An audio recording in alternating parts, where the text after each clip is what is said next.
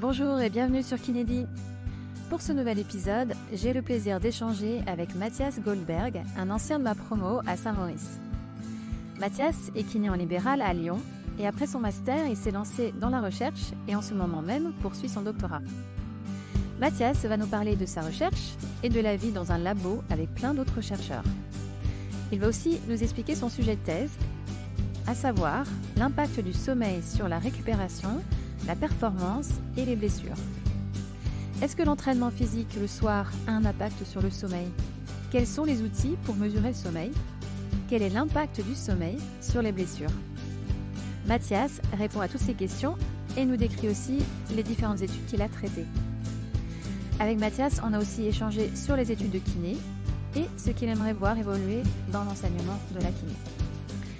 Je vous laisse écouter cet épisode avec Mathias, un kiné passionnant qui, loin de vous endormir, va vous donner envie d'en savoir plus sur l'impact du sommeil. Salut Mathias. Salut Gabriel. Merci d'avoir accepté l'invitation pour échanger sur ce podcast. Tu vas bien ? Ça va bien et toi? Merci à toi pour l'invitation et déjà bravo pour avoir lancé ce podcast qui est très bien, que j'écoute religieusement tous les lundis ou mardis en fonction de mon temps. Écoute, c'est très gentil, ça fait toujours plaisir un retour. Donc merci. D'ailleurs, pour la petite histoire, Mathias, on était en promo, on était dans la même promo à l'Ancre, donc promo 2017. Et tu étais délégué de classe, d'ailleurs plusieurs années consécutives, si je ne me trompe pas. Tout à fait, oui, tout à fait. Et aussi, il faut quand même le dire parce que c'est important, c'est que je me souviens que tu faisais souvent le modèle, le patient pour les profs. Peut-être que je t'ai pas remercié à l'époque, mais tu étais le courageux de la classe. C'était avec plaisir, c'était bien. 100 personnes et tu étais le seul qui voulait. Donc, bravo. Donc Mathias, est-ce que tu veux bien, pour commencer, te présenter, nous parler un peu de ton parcours? Oui, tout à fait.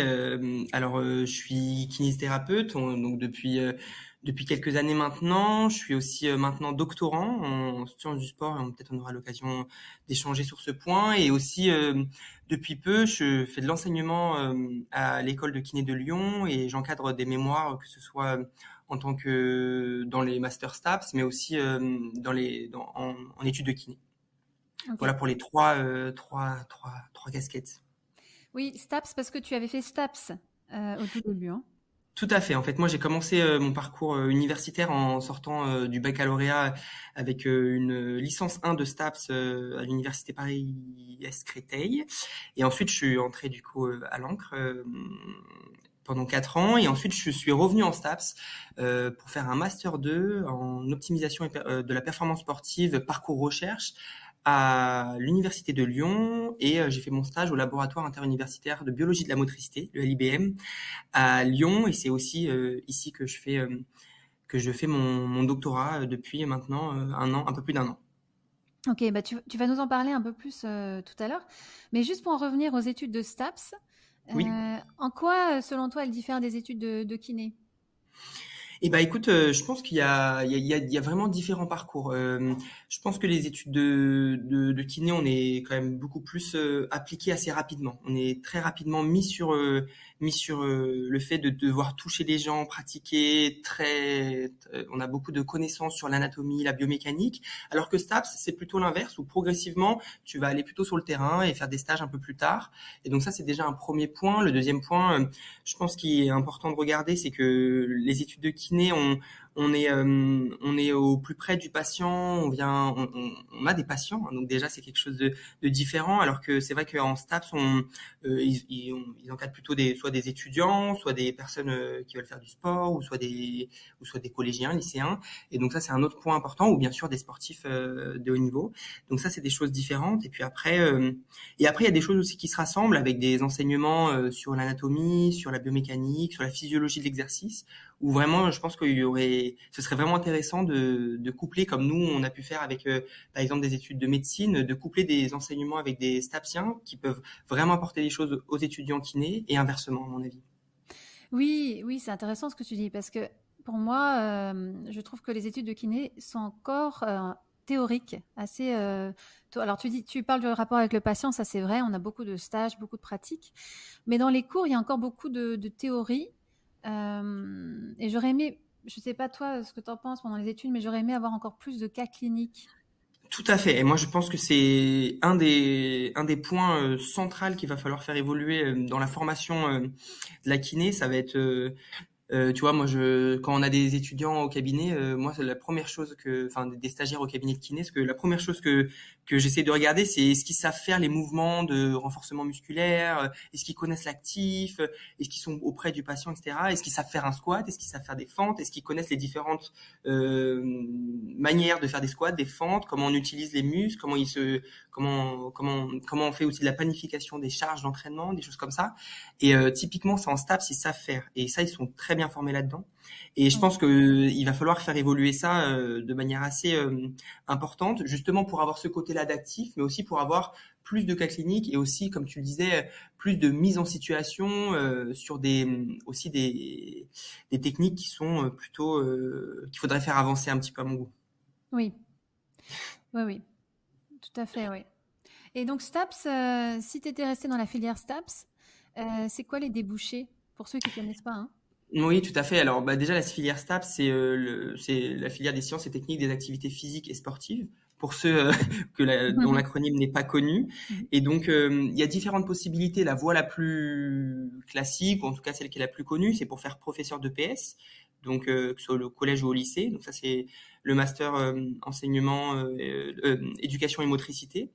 Ensuite, il y a une deuxième voie qui est la voie de l'activité physique adaptée, où je sais que tu as eu aussi des APA récemment dans le podcast, donc ils ont pu échanger et montrer un petit peu leur parcours.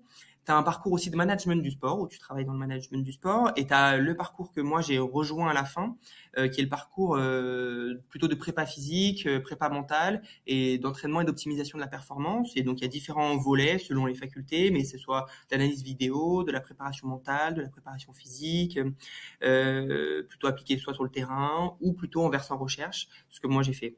Mais donc il y a des parcours très variés et assez intéressants de voir ce qui peut être mis en place et ce qui peut être fait par les étudiants en fonction de leur parcours et de leur rencontre. Il y a vraiment plusieurs voies possibles. Ok, c'est bien. Ok, mais donc il y a du choix. Ouais, carrément.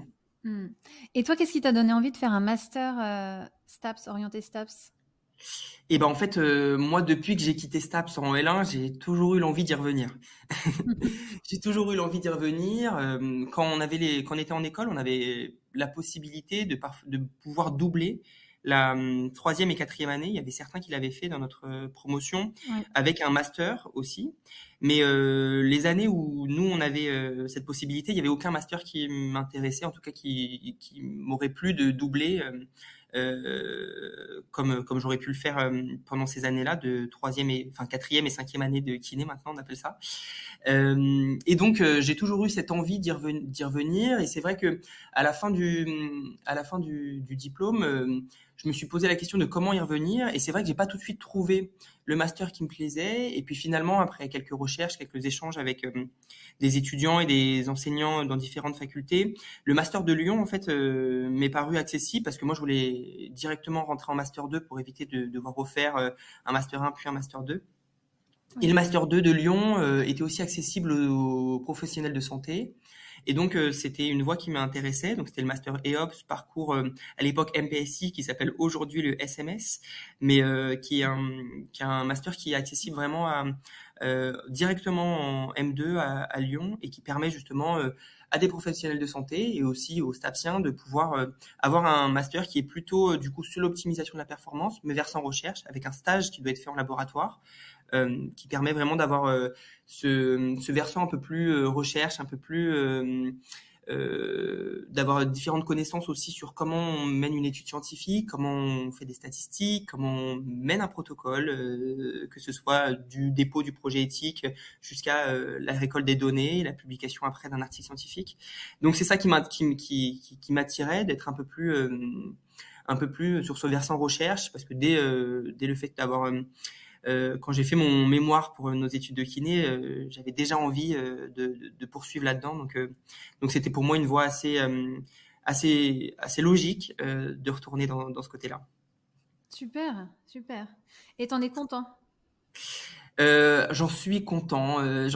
Bien sûr, sur le master, il y a des enseignements qui plaisent et d'autres qui plaisent un peu moins, mais c'est en fait assez, c'est à mon avis dans tous les parcours. Mais ce qui m'a beaucoup plu en fait, c'est d'être en stage très rapidement et très rapidement d'avoir pu mettre en place des protocoles de recherche et d'avoir pu discuter avec différents enseignements, différents enseignants et chercheurs sur leur parcours, mais aussi sur leur spécialité, parce que du coup, on a des parcours hyper variés, que ce soit, on a des personnes qui sont spécialisées en biomécanique, mais biomécanique de l'épaule, de la course à pied, du pied, des chercheurs plutôt en neurosciences. Moi, je suis plutôt dans l'équipe de neurosciences dans mon laboratoire. Parce que on en discutera après, mais je travaille notamment sur le sommeil. Mm. Mais donc c'est ça qui m'a beaucoup plu en fait, c'est de pouvoir avoir ces échanges du côté plutôt scientifique et pouvoir justement après l'appliquer au cabinet. Euh, Ça c'est vraiment quelque chose qui m'a plu dans ce mémoire. Oui, et comme tu dis, c'est intéressant d'avoir une équipe pluridisciplinaire. Tu dis qu'il y a des spécialistes. Ça doit être très formateur. Ah, carrément, c'est un laboratoire où on est hyper varié sur les thématiques. Et c'est un laboratoire qui est aussi sur 3 sites. On est sur Lyon, Saint-Étienne et Chambéry. Et avec 6 équipes de recherche. Et dans les équipes de recherche, il y a vraiment beaucoup aussi de sujets variés. Donc ça permet d'avoir des connaissances sur tout. Alors bien sûr, moi je suis à Lyon, donc on est plutôt centré sur l'équipe lyonnaise. Mais c'est vrai que rien que dans les différents doctorants qui sont aujourd'hui en thèse au laboratoire, on a des sujets complètement variés. Et c'est ça qui est aussi intéressant pour nous. Oui. Quand tu parles équipe lyonnaise, donc c'est quel sport? Non, non, c'est l'équipe lyonnaise, c'est l'équipe du laboratoire de Lyon en fait. Ah d'accord, pardon. Je Oui, pensais à un pardon. sport. Non, non, c'est en fait on est différentes. Notre laboratoire est sur 3 universités, l'université de Saint-Étienne, l'université de Lyon et l'université de Chambéry. Et donc on a enfin mon laboratoire dans lequel je suis aujourd'hui, l'équipe est sur Lyon, mais D'accord. on a Ok. différentes équipes. Ouais. Alors, est-ce qu'il y a un sport sur lequel que vous ciblez en particulier, ou c'est tous les sports pro? Alors c'est sport pro et pas sport pro, hein. C'est vraiment et puis c'est même enfin c'est ça peut être moi il y a des doctorants qui travaillent aussi sur le sport chez les personnes âgées, dans la physiologie de l'exercice chez les personnes âgées aussi. Il y a chez les plus jeunes bien sûr, il y a du sport professionnel, mais c'est très varié. Franchement, même moi dans mon doctorat typiquement, j'ai fait plutôt de la course à pied, mais j'ai fait aussi là je fais une étude avec un club de rugby. J'ai fait une étude avec tout sport confondu. C'est vraiment très varié et c'est pas forcément sur un sport précis, mais c'est plutôt sur une manière de l'évaluer ou une thématique. C'est plutôt ça c'est comme ça qu'il faut le voir sur sur le laboratoire. Ok. Alors, est-ce qu'on peut parler un peu de ton sujet de thèse? C'est quoi le sujet que tu as choisi? Et ben, alors oui, tout à fait, on peut en parler. Alors moi, je travaille en fait sur les relations entre le sommeil et l'activité physique, et je travaille sur en fait sur cette double relation. Quel est l'impact du sommeil sur la récupération, les performances ou les blessures des athlètes, notamment liées à la course à pied, mais aussi à d'autres sports. Et puis, quel est l'impact des entraînements, de l'horaire d'entraînement, avec un article qu'on a publié en juillet dernier dans le Journal of Sleep Research, et quel est l'impact de l'horaire d'entraînement, de la charge d'entraînement, du volume sur le sommeil des coureurs et aussi d'autres athlètes comme les rugbyman avec lesquels on travaille aussi en ce moment et des sportifs de différents sports également.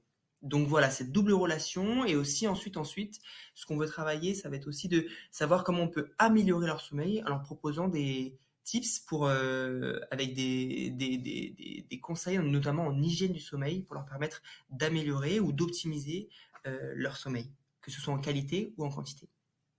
C'est super intéressant comme sujet. En plus, je trouve que le sommeil, d'ordre général, c'est quelque chose qu'on oublie, et la société dans laquelle on vit, il y a beaucoup de stress. Il y a beaucoup de gens qui font des insomnies, des problèmes liés au sommeil. Il y a eu plein de livres là-dessus. Du coup, ça doit être un sujet vraiment passionnant. Euh, est-ce qu'il y a quelque chose que tu as trouvé, un article récemment qui t'a surpris sur ce sujet? Et ben en fait, ça va dans la lignée dans laquelle l'article qu'on a publié là récemment, c'est en fait, on a souvent cette idée de se dire que l'entraînement le soir aurait un impact négatif sur le sommeil. Je sais pas si tu as peut-être déjà entendu Hmm. cette recommandation qui est d'ailleurs toujours dans les recommandations d'hygiène du sommeil aujourd'hui, de se dire que si on fait un entraînement intensif dans les 3 heures avant d'aller se coucher, ça pourrait avoir un impact négatif sur le sommeil. Et ben nous, ce qu'on a trouvé, et avec aussi toutes les autres études en ce moment sur le sujet, montrent qu'en fait, ça n'aurait pas d'impact négatif. Et même l'activité physique le soir, que ce soit une intensité intense, d'intensité élevée, mais aussi d'intensité un peu plus faible, ça aurait des impacts positifs sur le sommeil, avec parfois une augmentation du sommeil lent. C'est ce que nous, on a trouvé dans notre étude, mais c'est aussi montré dans d'autres études, avec parfois une augmentation de la quantité aussi de sommeil. Donc ça, c'est un des points sur lesquels on se bat un peu aujourd'hui, sur le fait de pratiquer de l'activité physique quand vous voulez. En fait, ça, c'est un des messages clés, et que globalement, ça va avoir un impact positif sur le sommeil.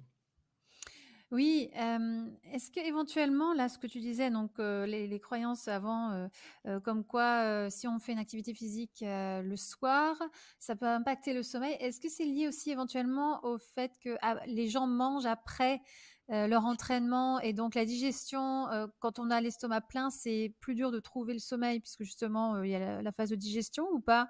Est-ce que c'est lié? Alors, alors ça pourrait être lié. J'ai pas connaissance aujourd'hui d'études qui montrent cet impact du fait que comme on s'entraîne le soir après, le fait que on mangerait après l'entraînement, ça aurait un impact sur le sommeil. Ce qui est montré dans ces études, ces diverses études là, même dans des revues de littérature avec méta-analyse, donc des revues avec une puissance scientifique qui est assez intéressante, montrent qu'il n'y a pas d'impact. Donc, et ces sportifs pourtant mangent après leur entraînement. Oui. Donc, globalement, cette croyance serait peut-être due à ça. Elle est aussi due au fait que souvent, on aurait pensé que l'augmentation de la fréquence cardiaque ou de la température corporelle liée à la pratique d'une activité physique pourrait impacter l'endormissement parce que ça pourrait le retarder. Mais en tout cas, aujourd'hui, il n'y a pas de preuve qui montre cette théorie, que ce soit au niveau du repas ou du repas post-entraînement, ou de l'augmentation de la fréquence cardiaque ou la température corporelle. Par contre, ce qu'on sait, c'est que si on prend un repas avec un repas riche ou un repas avec de l'alcool, des choses comme ça, on sait que ça va avoir un impact sur le sommeil. Oui. Euh, Par contre, on n'a pas de relation encore sur le fait que si on mange après l'entraînement, potentiellement, ça pourrait avoir un impact. OK, OK, d'accord. Et donc, tu parles du sommeil, lié à, l'impact donc, sur la récupération, la performance et les blessures. Qu'est-ce qu'il en est concernant les blessures?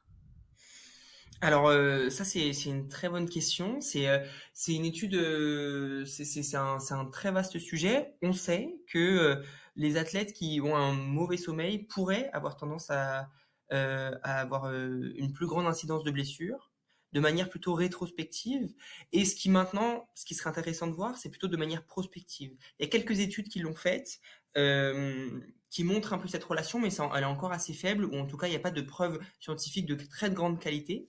Et c'est d'ailleurs pour ça qu'on a lancé une étude sur un peu plus d'un an de suivi d'une cohorte de coureurs avec plusieurs dizaines, centaines de coureurs qui ont été suivis, euh, notamment avec une équipe de Saint-Étienne et notre équipe à Lyon ici aussi, dans laquelle on va justement traiter ces données-là. Et donc on est en phase de traitement pour justement savoir si le sommeil, la qualité et sa quantité pourraient être un facteur prédictif des blessures des coureurs. Mais c'est sûr, ce qu'on sait déjà aujourd'hui, c'est que ça aurait un impact. Mais quel est l'impact et comment on pourrait le prédire? Ça, on est encore en attente des résultats. Oui, et j'imagine que c'est pas facile à mesurer aussi. Non, c'est pas facile, hein, bien sûr, parce que le sommeil, il y a beaucoup de choses qui rentrent en compte, hein. Oui, Il y a beaucoup de choses, les facteurs psychologiques, comme tu l'as évoqué tout à l'heure, le repas, les charges d'entraînement pour les sportifs, mais aussi le travail, la vie personnelle. Et donc c'est souvent ce que de plus en plus, en tout cas, de chercheurs essayent de faire, c'est de faire plutôt des modèles holistiques où on a toutes ces données-là qu'on peut essayer d'avoir, que ce soit l'humeur, l'état psychologique, le sommeil, l'alimentation. Mais c'est sûr que dans des études scientifiques, et notamment si on veut s'intéresser dans un contexte plutôt écologique, c'est-à-dire au plus près du terrain, où les personnes dorment chez eux, et ben c'est des études qui sont difficiles à mener, notamment d'une manière éthique, mais aussi dans des protocoles expérimentaux, c'est un peu plus compliqué. Oui, voilà, ouais. Tout à l'heure, tu parlais de comment est-ce qu'on peut améliorer le sommeil, donc notamment pour les athlètes, pour les sportifs de haut niveau, en leur donnant des conseils en termes d'hygiène. Est-ce que la nutrition aussi, est-ce qu'il y a eu des articles sur ce sujet en particulier? Sur les relations entre la nutrition et le sommeil? Oui. Alors, il y en a, mais comme j'aime bien dire, c'est pas ma spécialité. Donc, donc ce que j'aime bien laisser moi j'aime beaucoup parler du sommeil et de l'activité physique. Ce qu'on sait, c'est que bien sûr que la nutrition, j'en parlais tout à l'heure, mais les repas avec des quantités notamment caloriques importantes, quand on mange de manière pas forcément consciente, quand on consomme de l'alcool, quand on consomme de la caféine ou de la théine, on sait que ça va avoir un impact sur le sommeil. Par contre, pour t'en dire un peu plus sur ces conseils, ce que nous on conseille typiquement, c'est d'avoir des horaires de sommeil régulières, d'avoir des sommeils qui sont en relation avec leur chronotype, c'est-à-dire notre façon de vivre sur 24 heures, d'avoir des repas plutôt légers le soir, sans consommation d'alcool, de la consommation de café avant, on évite de le faire plutôt l'après-midi ou le soir, des choses comme ça. Oui, ok. Concernant les études que vous mettez en place, c'est quoi le type d'études que vous mettez en place pour ta recherche? Alors nous c'est des études interventionnelles Oui. et plutôt quantitatives, même si on lit parfois avec du qualitatif, mais c'est plutôt du quantitatif. C'est des études, des essais contrôlés randomisés la plupart du temps. Ok. Ok, donc ça te rappelle bien, tu as déjà fait ça en école de kiné, donc c'est bon, tu étais déjà... C'est ça, je continue sur cette lignée-là avec différentes études. Là, pour ma thèse, on en a pour l'instant 4 et on va peut-être monter une cinquième encore. Donc ça fait différentes données, différents publics et différents moyens d'évaluer le sommeil aussi. Donc ça, c'est aussi ça qui est intéressant. Oui, est-ce que vous utilisez concernant l'évaluation du sommeil, vous utilisez il y a des montres ou il y a des applis? Comment est-ce qu'on peut mesurer ça pour savoir qu'on a un bon sommeil? Alors, alors pour évaluer le sommeil, là on a une population de kinés sûrement qui va nous écouter le plus ce podcast. Il y a plusieurs façons de faire.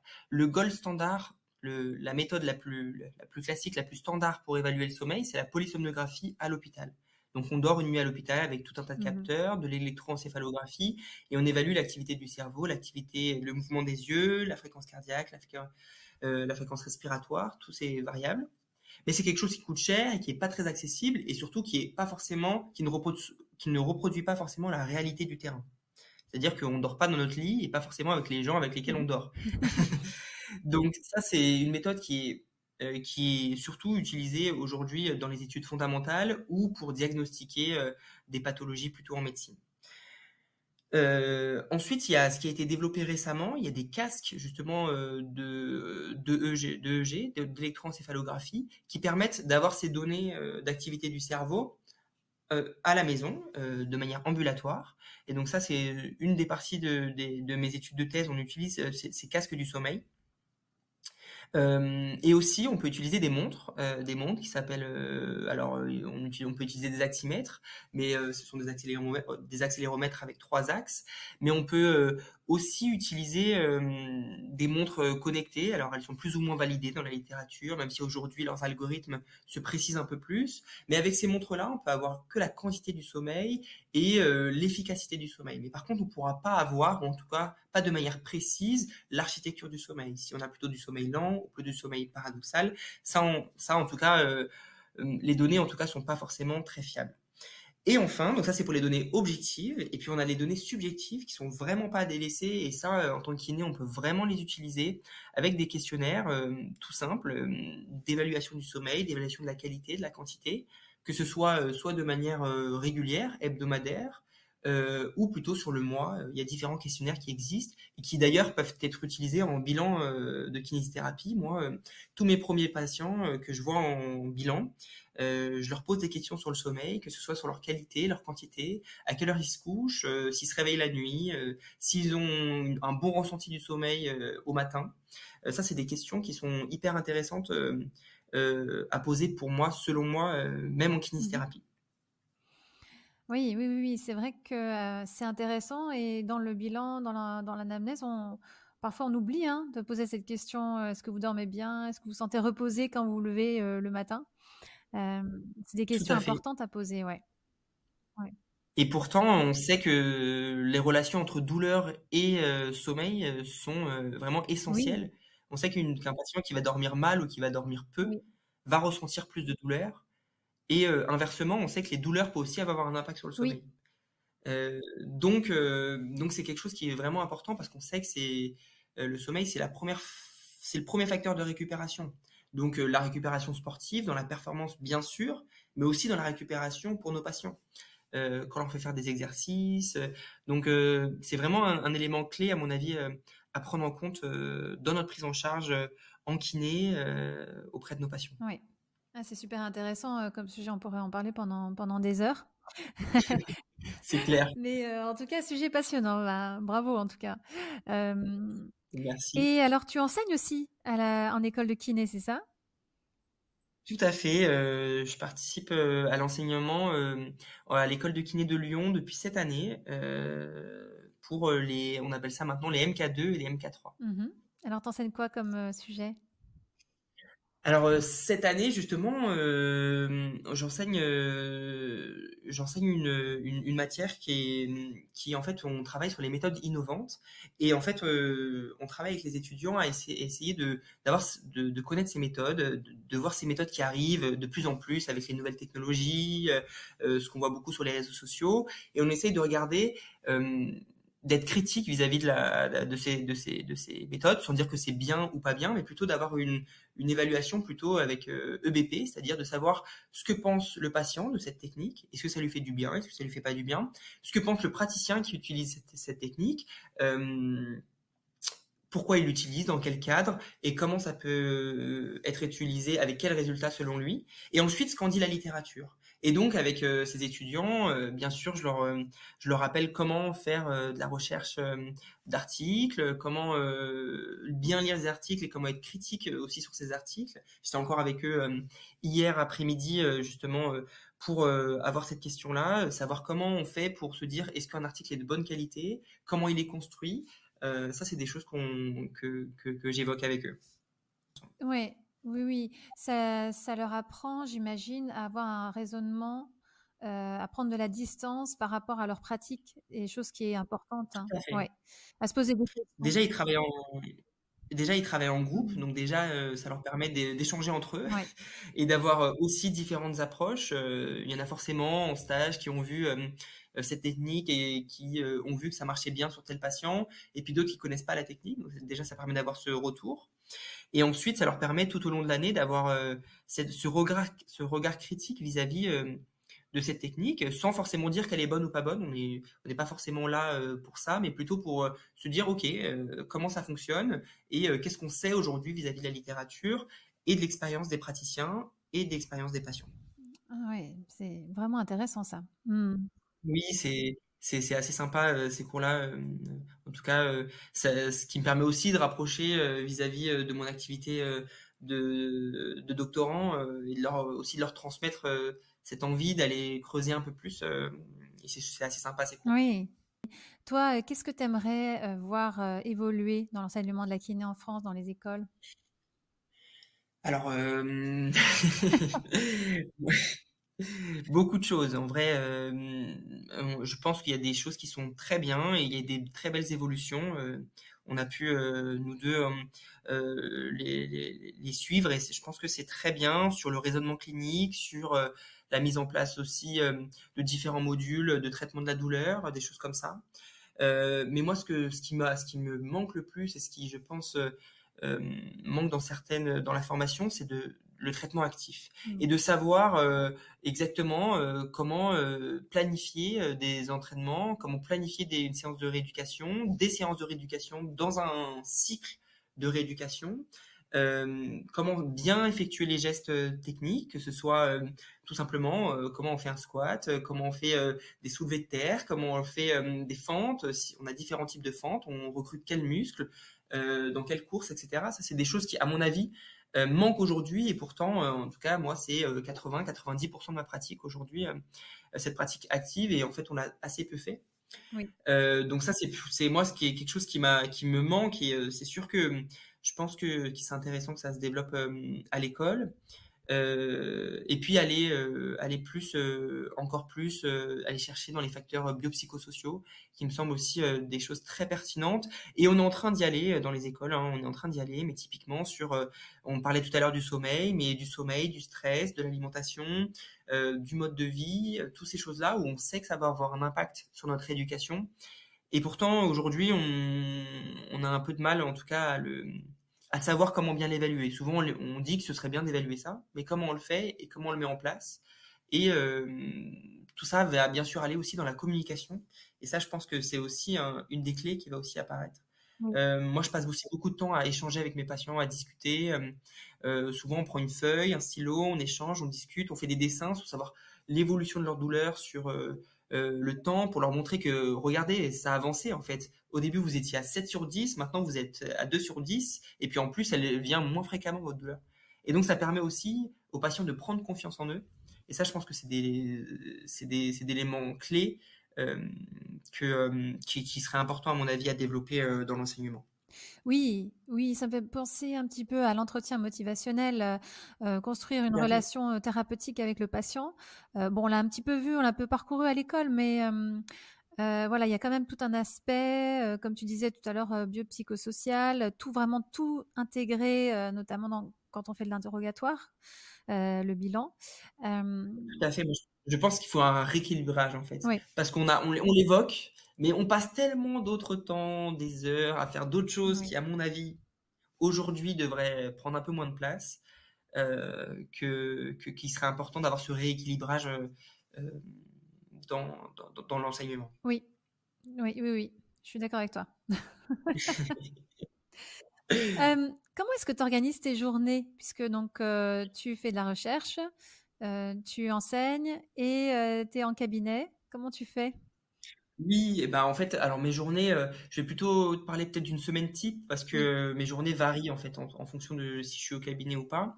Je vais en gros avoir l'équivalent de 2 jours par semaine au cabinet répartis sur 3 jours, avec 2 après-midi et une journée complète au cabinet pour mes consultations.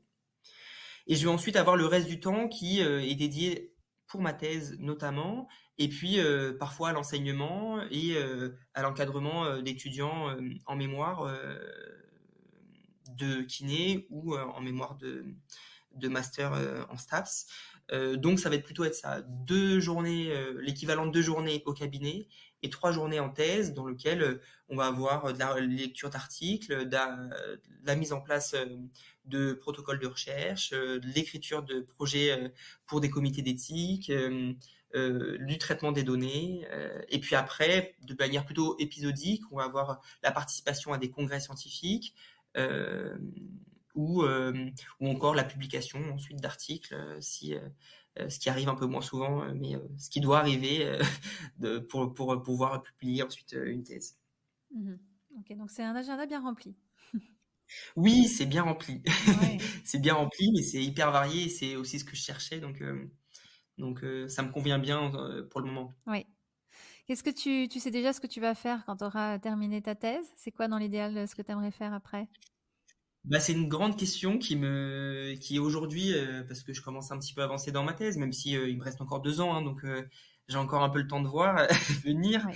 Mais c'est une des questions qui me, qui me, qui me, qui me titille en ce moment. J'adore mon métier de kiné et je pense pas que je vais le quitter, mais par contre, cette pluralité d'exercices me va bien. C'est-à-dire de faire de la kiné, de faire de l'enseignement, de faire de l'encadrement d'étudiants, de participer aussi à des congrès scientifiques, ça me plaît beaucoup. De faire de la recherche, évidemment. Donc, quand on fait un doctorat, généralement, on peut faire aussi un post-doctorat ensuite, c'est-à-dire un contrat pour continuer les recherches. Ça me plairait bien, peut-être à l'étranger, pour aussi voir comment ça fonctionne à l'étranger. Donc, voilà, il y a encore plein de portes qui peuvent s'ouvrir d'ici 2 ans, mais ce qui est sûr, c'est que je garderai cette pluralité de pratiques. Oui. Bah, c'est ce qui fait un peu la richesse, en tout cas à mes yeux, hein, de la kiné, c'est que il y a vraiment plein de domaines dans lesquels on peut aller et voilà, la recherche, l'enseignement, les formations, le libéral, l'hôpital, enfin c'est très riche, c'est très vaste. Tout à fait. Et puis moi, j'adore aussi me former en tant que kiné. J'en ai fait quelques-unes là depuis le diplôme. Et c'est sûr que c'est à mon avis aussi. J'adore revenir en tant qu'étudiant aussi, de repasser de l'autre côté. C'est quelque chose que j'aime beaucoup. Oui. Et ce qui permet aussi toujours de se remettre en question et de se dire aussi qu'on a encore beaucoup de choses à apprendre. Et je crois qu'on aura jusqu'à la fin de notre pratique des choses à apprendre parce que ça évolue très très rapidement. C'est ça, oui. D'ailleurs, tu parlais de formation. Est-ce qu'il y en a une qui t'a vraiment aidé, qui t'a plu, sans faire de pub, hein, bien entendu.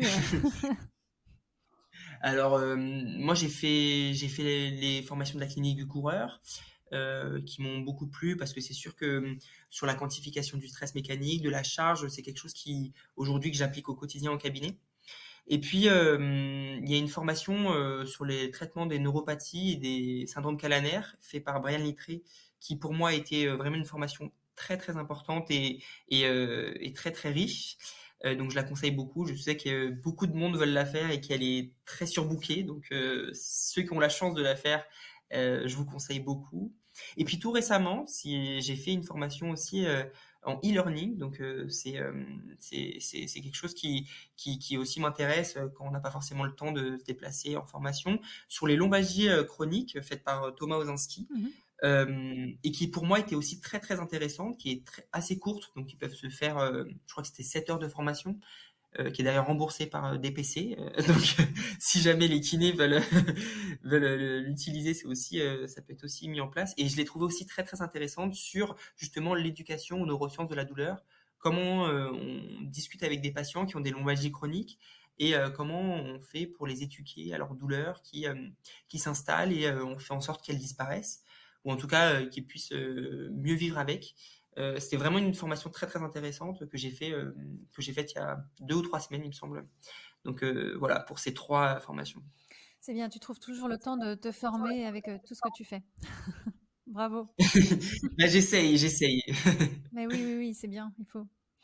Bah écoute, merci beaucoup Mathias, c'était vraiment super intéressant comme échange. Merci à Merci toi. pour ton temps et puis j'ai qu'à te souhaiter de bonne chance et bon courage surtout pour ta recherche. Mais je pense que là tu es bien parti et j'aurais hâte merci beaucoup. de savoir ce que tu as découvert et les résultats de ta recherche. Je pense que c'est un sujet vraiment passionnant, donc Et ben, à suivre. merci beaucoup. Et puis bon courage à toi. Félicitations pour le lancement de ce podcast et bonne route à Kinédi parce que c'est un plaisir comme je le disais au départ, d'écouter ces parcours de kiné tous variés. C'est ça, moi, je trouve ça assez passionnant. Super, merci à toi. Au revoir Mathias. Merci. Au revoir. Si cet épisode vous a plu, vous pouvez vous abonner sur Apple Podcast, laisser un avis et n'hésitez pas à le partager sur les réseaux sociaux. Si vous êtes kiné et que vous souhaitez participer à ce podcast pour partager votre expérience, écrivez-moi à kinégabriel@gmail.com. Si vous souhaitez suivre notre invité sur les réseaux sociaux, vous pouvez cliquer sur les liens en bas de la page de l'épisode. Enfin, n'hésitez pas à suivre le podcast sur Instagram à kinédi_podcast.